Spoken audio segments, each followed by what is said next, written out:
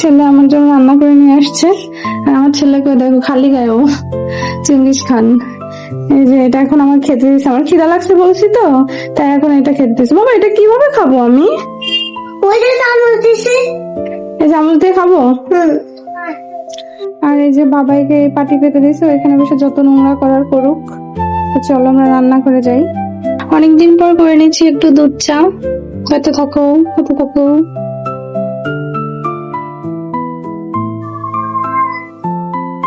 একেবারে দুধের ভিতরে এই যে দিছি চা পাতা দিছি, মানে দুধের ভিতর জল দেই নাই। বাবা কি ঢং আমার, দুধে আবার দুধ চা খাচ্ছি। চলো চাটা হয়ে নি, খেয়ে নি, তারপর রান্না করে আসবো। শুভ সকাল সবাইকে। সবাই নিশ্চয়ই ভালো আছেন, আর সবারই ভালো থাকার প্রত্যাশায় আমি জয়া নতুন আরেকটি ব্লগ নিয়ে হাজির হলাম আপনাদের মাঝে।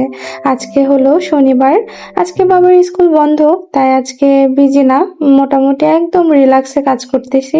ঘুম থেকে উঠে বাবার জন্য করে নিয়েছিলাম ফেনাবাদ, সেটা আর ভিডিও করা হয়নি। তারপরে সেটা উঠলে ওকে খাইয়ে দিয়েছি, তারপরে আমি গেছি স্নান করতে। স্নান করে এসে এখানের যত এটোকাটো বাসন ছিল সেগুলো আগে পরিষ্কার করে নিলাম, তারপরে নিয়ে মানে গ্যাসের ওই জায়গাটা ভালো করে পরিষ্কার করে নিচ্ছি। প্রতিদিন কতবার যে গ্যাসের এই জায়গা পরিষ্কার করতে হয়, তাও নোংরা হয়। আর গ্যাসটা তো মুছতেই হয়, কারণ রাতের বেলা কত তেলাপোকা হাঁটাচলা করে কে জানে। তারপরে এই যে এখানে আজকে রান্না করব রিঠা মাছ। রিঠা মাছটা বের করে নিয়েছি। রিঠা মাছটা এর আগের দিন যে মাছটা নিয়ে আসছে না, মাছটা থেকে কিরকম একটা গন্ধ আসতেছিল, তো তাই ভাবলাম আজকে একদম খুব ভালো করে ভাজি করে তারপরে রান্না করব। তো সবকিছু পরিষ্কার করে নিয়ে তারপরে আমি কি করছি জানো, আগে গিয়ে ড্রেসটা চেঞ্জ করে আসছি, কারণ ওইটা পরে আমার রান্নাঘরে থাকতে অনেক কষ্ট হচ্ছিল। মনে হচ্ছিল সবকিছু আটায় ধরছে, গরম লাগতেছে, তাই তাড়াতাড়ি করে আগে জামাটা পাল্টায় আসছে।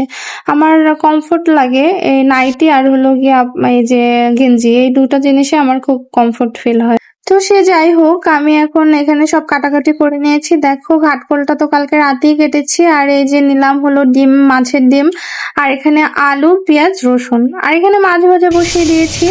তো ওই পাশের কড়াইতে হলো আমি এখন ঘাটকোলটা ভাজি করব, তাই জন্য পেঁয়াজ আর রসুন দিছি। আর একটু ঘাটকোলে একটু পেঁয়াজ আর রসুনটা একটু বেশি দিয়ে ভাজি করলে ভালো লাগে খেতে। তো কালকে মনে হয় আমার একটু রসুনটা কম হয়ে গেছে। আর এমনিতে মনির বাবা রসুন অনেক বেশি মানে বেশি খায়, ভালো খায় কি বলবো, বেশি খায়। তো এখানে ওইটা ওই পাশে বসিয়ে দিয়েছে, আর এইখানে হলো গিয়ে আমি মাছের তরকারি রান্না করব। আর মরিচের গুঁড়ো করেছিলাম ব্লেন্ডারে, তো আবার কৌটায় মুটকিতে আবার একটু লেগেছিল, তো তাই ওইটার ভিতরেই একসাথে মানে সব মশলা গোলাইয়া তারপরে আর কি দিয়ে দিছি, মানে অপচয় করে নিয়ে আর কি। তারপরে এখানে তো মাংস নাকি সরি মাছটা ভালো করে কষিয়ে নিছি। তারপরে ওই জল দিয়ে ওই পাশে চুলায় দিয়ে দিছি। আর এদিকে হলো আমার ওই ঘাটকোল হয়ে গেছিল, তাই আবার এই চুলায় আবার এখানে মাছ হচ্ছে। এটা হলো ডিম ভাজি, মাছের ডিম। আর এই যে হয়ে গেছে আমার রান্না বান্না। ওদিকে রান্না তো চুলায় রয়েছে, আর আমি আসলাম ঘরে, ঘরটা পরিষ্কার করার জন্য। যে দেখো বিছানার উপরে দুনিয়ার জিনিসপত্র উঠাইছে। আমার কুলবালিশের কাবার কিনতে হবে, কিন্তু যাওয়া হচ্ছে না, তাই কেনাও হচ্ছে না। নিচে পাটি পেতে দিয়েছি, তাও দেখো খেলা করার জন্য ওর বিছানায় যেতে হবে। কি করব, ছেলে মানুষ, কিছু তো আর বলাও যায় না। ছেলেপেলেরা তো এরকম করবেই, আর সেটা মেনে নিতে হবে। ওরা যে কয়বার নোংরা করবে সেই কয়বারই আমাদের ঘর পরিষ্কার করতে হবে। এই যে ওকে এখানে স্নান টান করায় বাবাইকে নিয়ে আসছি। ওর যেহেতু ঠান্ডা লাগছে, তা একদম অল্প স্নান করাচ্ছি। তারপরে এখানে রেডি করে দিলাম, সব মুখে টুকে ক্রিম ট্রিম দিয়ে ওকে বসিয়ে তারপরে আমি ঘরটা ঝাড়ু দিচ্ছি। তো ওকে বললাম তুমি একটু একটা কাজ করো, বারান্দায় বসো, আমি ঘরটা ঝাড়ু দিয়ে নিই। তা সে শুনবি না, ও বিছানার উপরেই থাকবে। ঝাড়ু দিলে তো ঘরে ধুলো ওড়ে, আর ঠান্ডা লাগছে, ধুলোতে তো আরো বেশি সমস্যা হয়। কিন্তু তা কি শুনে, দেখো বিছানার উপরে কি করে বেড়াচ্ছে।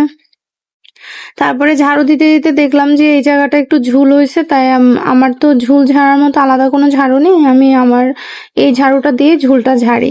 মানে দেখা যায় যে নির্দিষ্ট একটা দিন বাছাই করি না, যখন চোখে পড়ে যতটুকু ততটুকু ঝেড়ে। এই গরমের ভিতরে দেখো আমার ছেলে এই যে বড় সেই কলার দেওয়া গেঞ্জি, তারপরে এই যে প্যান্ট, তাও প্যান্ট পরছে উল্টো উল্টো প্যান্ট পরছো তুমি। মনীষ আছে কি ডাক্তার, কিন্তু তোমার এখানে তো ডাক্তার লেখা নেই। বাবাই ডাক্তার, কই ডাক্তার লেখা আছে আন্দাজে? ডাক্তার টাক্তার কিছু লেখা নেই। আবার ডাক্তাররা নাকি সাদা ড্রেস পরে, তাই ও সাদা ড্রেস পরছে। এই দেখো কালকের তালটা যেটা ওর বাবা নিয়ে আসছে, তালটা ভাবলাম যে আজকে চলো আজকে তালটা করে ছাড়াই। তো এখানে তার জন্য তালটা ধুয়ে নিলাম, ভালো করে ধুয়ে টুয়ে পরিষ্কার করে নিছি। এই যে দেখো তাল ছাড়াবো আজকে। আমার বাবা ঘুম থেকে উঠে গেছে। তাল ছাড়াবো কোনটা দিয়ে জানো? এইটা দিয়ে। তোমরা কারা কারা এইটা দিয়ে তাল ছাড়াবো আমাকে জানাবা, হ্যাঁ? তালের খোসা পারিস নি? এই দেখো এভাবে টান দিয়ে, এই দেখো টান দাও টান দাও টান দাও, জোরে।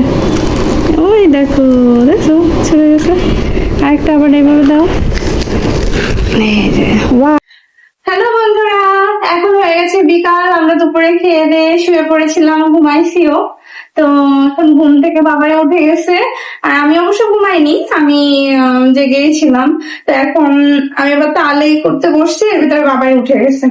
তো এখন হলো গিয়ে তাল বাজবো। আজকে রাত্রে হয়তো তালের বড়া বানাবো, এখনো জানি না, তাল আগে ছাড়াই নেই, তারপরে দেখতেছি কি দিয়ে কি করা যায়। তাল ছাড়াতে ছাড়াতে তো অনেক কষ্ট হবে না? এই যে অনেক বড় তাল, তো মোটামুটি বেশ ভালোই বড়। তো চলো আজকে এবার এবছরের প্রথম অষ্টমী আসতেছে, জন্মাষ্টমীতে তো তাল গোপালকে দিতেই হবে। তো তার আগে, গোপালের আগে আমরা খেয়ে নিচ্ছি। থাক, গোপাল কিছু মনে করবে না না। তো চলো দেখতে থাকো, সঙ্গে থাকো, দেখতে থাকো। যে বাবাই আমার সাথে চলে আসছে। বাবাই সেই কালকে থেকে শুরু করছে তাল খাবে তাল খাবে। ও তো মানে বুঝতে পারে না, ভাবছে কি যে তালের যে আঁশ পাওয়া যায় না, সেইটাই মনে হয় এটা মনে করছে তাই। এটা তো পাকা তাল, এটা তো এমনি কোনো কিছু প্রসেসিং না করে খাওয়া যায় না। তুমি পারবে না বাবা, হাত কেটে যাবে, অনেক শক্ত। ওমা, শাখায় বাড়ি লাগলো। তো চলো এটা করে নেই।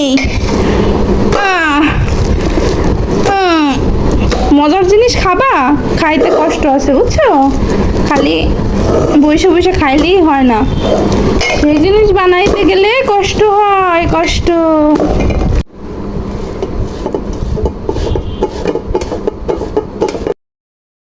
তালের এটা ছাড়াতে গিয়ে আমি বাবাইকে পুরো ভিজাই দিছি। 1 গ্লাস জল নিয়ে আসতে বলছি বাবাইকে, যে তালের ভিতর জল দিব তাই জন্য। আর সে জল আমি সব ওর গায়ের ভিতরে ফেলেছি। তারপর ওকে আবার ড্রেস চেঞ্জ করে দিলাম। এই দেখো তাল ছাড়ানো হয়ে গেছে। আর এখানে হলো যে মানে এই আটির ভিতরে কিন্তু এখনো মেলাখানিক রয়েছে, এটা আমি আবার জল দিয়ে এই তালটা বের করব। তো তাল দেখো আমার তাল বের করা হয়েও গেছে। এই যে দেখো, এই ওই যে যে আটির ভিতরে এতখানি তাল ছিল, এটা জল দিয়ে আমি বের করে নিছি। এখন এটা আমি জ্বালাবো, জ্বালিয়ে 2-3 দিন জ্বালানোর পর এটা যখন একদম ঘন হয়ে যাবে, তার ভিতরে আমি আবার দুধ দিব, চিনি দিব, তারপরে সেটারে আবার জ্বালাবো। এই জিনিসটা খেতে এত টেস্টি কি বলবো। আর ওই যে দেখো ভাতও বসাই দিছি। আর হলো ওর বাবা নিয়ে আসছিল পুঁটি মাছ, তো বললো কি পুঁটি মাছ কটা ভাজি করো তাহলে। তাই জন্য এখানে আমি 12-13টা এরকম হবে, এরকম পুঁটি মাছ বের করে নিয়েছিলাম ভাজি করার জন্য। দেখো কাটতেছি, মাছগুলো না নরম হয়ে গেছে, মানে একদম নরমও না আবার একদম শক্তও না, এরকম আর কি। তো সেরকম ভাবে মাছটা কেটে নিলাম। দেখো আমি কিন্তু মাছ অত ভালো কাটতে পারি না বুঝছো, মানে আগে তো একেবারেই পারতাম না, এখন তাও মোটামুটি বেশ ভালোই শিখে গেছি মাছ কাটা। মানে ঠেলার নাম বাবাজি কথায় আছে না, তো সেরকম আর কি ব্যাপারটা। তো মাছ টাছ কাটা হয়ে গেলে আমি ধুয়ে নিছি। আর এখানে দেখো রান্না করব হলো দুপুরে আমি ওই রিঠা মাছের সাথে কিছু শিং মাছও ভাজি করছিলাম। তো সেই শিং মাছটা দিয়ে মনির জন্য তরকারিটা রান্না করব উচ্ছে আর আলু দিয়ে। আর এই তো আর মাছ তো ভাজি করতেছি, পুঁটি মাছ এই কটা ভাজি করছি সবার জন্য। বাবাই তো আর এই ছোট মাছ এখন খেতে পারবে না, তাও দুটো ওর জন্য নিয়েছিলাম, যে খেতে পারে কিনা তাই। তারপরে ও খেতে পারেনি সেরকম, অল্প একটু বেশি দিয়েছিলাম, যতটুকু ওইটুকু খাইছে। তো এরকম আমার মাছ ভাজি হয়ে গেছে। আর এর ভিতরে আমি তরকারিটা বসাই দেবো, উশি আর আলু দিয়ে শিং মাছটা। রিঠা মাছটা যে রান্না করছিলাম না, সেই রিঠা মাছটা দুপুরবেলা বেশ ভালো, মানে ঝাল হয়েছে বেশ ভালো। হ্যাঁ, তাই বাবাই বললো খেতে পারতেছে না, তাই জন্য আবার ওর জন্য আবার এই উশি আর আলু দিয়ে তরকারিটা রান্না করছিলাম। ওর জন্য না, সবাই খাইছি আমরা, আমি 2 পিস খাইছি, ওর বাবা 2 পিস খাইছে, মনিকে 2 পিস দিছি। আমার ছেলে তিন বেলা তো ভাত খাওয়াই ওকে, তিন বেলার ভিতরে শুধু এক বেলা ঠিকঠাক মতো ভাত খাবে, আর দুবেলা ভাত খাবে না। তো যাই হোক, আমার ওদিকে রান্না হচ্ছে, আর এই ফাঁকে আমি এই যে বাসন কোসনগুলো মেজে নিচ্ছি। আমার না আরো অনেক কাজ ছিল জানো, সেগুলো আমি শুট করতে পারি নাই, কারণ আমার ফোনে জায়গা ছিল না। বারবার মানে ক্যামেরারই বন্ধ হয়ে যাচ্ছিল, ফোনে জায়গা নেই তাই জন্য। তো এই লাস্টে এতটুকুই শুট হয়েছে, এরপরে আর কিছু ভিডিও নিতে পারি নাই। তা বন্ধুরা, তোমরা কিরকম করে তালের শ্বাসটা বের করো আমাকে কিন্তু জানাবে। আমি এভাবে বের করি। ও আর সেই তালের বড়া কিন্তু আজকে আর বানাইনি। তাল ঠাল মানে ইয়া করে তারপর আবার মাছ টাছ কেটে না ভালো লাগছিল না, তাই আজকে আর তালের বড়াটা বানাইনি, ওটা কালকে বানাবো। তো আজকের মতো আমার বকবক এ পর্যন্তই। সবাই ভালো থাকবেন, সুস্থ থাকবেন, সব সময় হাসি মুখে থাকবেন, আর অবশ্যই আমাদের J3 ফ্যামিলির সঙ্গে থাকবেন। তো এতক্ষণ পর্যন্ত যদি আমার ভিডিওটা কেউ দেখে থাকেন, যদি কিছু ভালো লেগে থাকে তবে সাবস্ক্রাইব করতে কিন্তু ভুলবেন না। প্লিজ সাবস্ক্রাইব করে আমার পাশে থাকবেন। ধন্যবাদ সবাইকে আমার ভিডিওটা এতক্ষণ দেখার জন্য। আজকের মতো টাটা।